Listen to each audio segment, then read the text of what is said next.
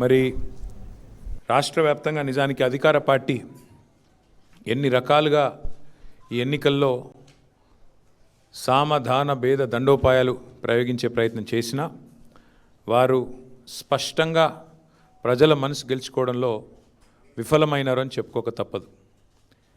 మరి సాధారణంగా ఎన్నికలు మీరు ముఖ్యంగా పంచాయతీ ఎన్నికలు కానీ మున్సిపల్ ఎన్నికలు కానీ చూస్తే అధికారంలో ఉన్న పార్టీకి ముఖ్యంగా ఇంకో 2-3 ఏళ్ళు ఉండే అవకాశం ఉన్నప్పుడు, అధికారంలో కొనసాగే అవకాశం ఉన్నప్పుడు మరి ఇది అధికార మార్పిడి కోసం జరిగేది కాదు కదా అనే ఆలోచన ఈ మధ్యన దేశవ్యాప్తంగా ప్రజల్లో కనబడుతూ ఉన్నది. కానీ దానికి భిన్నంగా తెలంగాణలో మీరు చూసినట్టయితే మొన్న పంచాయతీ ఎన్నికల్లో 2 ఏళ్ళు తిరగకముందే కాంగ్రెస్ పార్టీకి ప్రజలు బుద్ధి చెప్తూ దాదాపు 40% గ్రామ పంచాయతీలు బీఆర్ఎస్ పార్టీ కట్టబెట్టారు. పోనీ ముఖ్యమంత్రి గారి లెక్క ప్రకారం తీసుకున్నా, ఆయన బయటికి వచ్చి కూర్చొని ప్రెస్ల మీద చెప్పిన లెక్క ప్రకారం చూసుకున్నా ఆయన సహజంగానే మా తక్కువ చేసి చెప్తాడు కాబట్టి 32% అక్కడ ముఖ్యమంత్రి గారి లెక్క ప్రకారం కూడా మాకు సర్పంచుల్లో ప్రజలు గెలిపించారు. 4000 పైచిలకు గ్రామాల్లో మా సర్పంచులు గెలిచారు.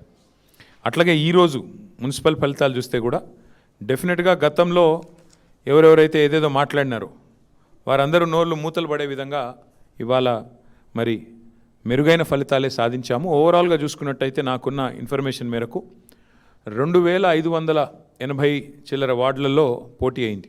మొత్తం 117 మున్సిపాలిటీలు కార్పొరేషన్ కలిపి 2580+ వార్డ్స్లో మరి ఎన్నిక జరిగితే బీఆర్ఎస్ నాకున్న ఈ నిమిషానికి ఉన్న రిపోర్ట్ ప్రకారం దాదాపు 730 దాకా మాకు ఇప్పటికే ఫలితాలు వచ్చినాయి. ఇంకొక 10-15 పెరిగితే పెరగవచ్చు. ఓవరాల్గా 740-750 దాకా వస్తాయి వార్డులు అనేది మా అంచనా. అంటే దాదాపుగా మీరు చూసుకున్నట్టయితే ఒక 30% పైగానే ఇక్కడ కూడా ఫలితాలు వచ్చినాయి.